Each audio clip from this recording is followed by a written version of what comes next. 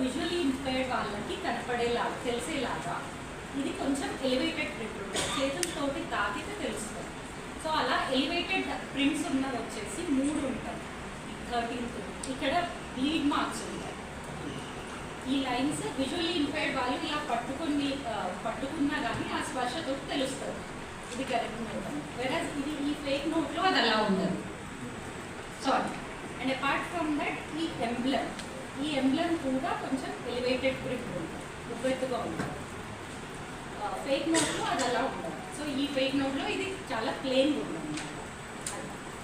And then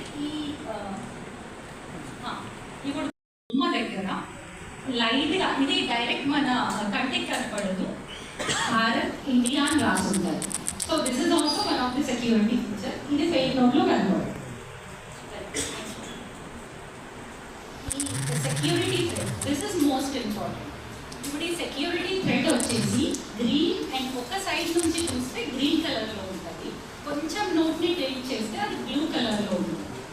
and దాని మీద RBI and Bharat అని హిందీలో రాసి ఉంటుంది, ఆర్బీఐ అని ఇంగ్లీష్లో రాసి ఉంటుంది. సో ఇప్పుడు ఏంటంటే కొంతమంది ఇప్పుడు మాకు దొరికిన ఈ ఫేక్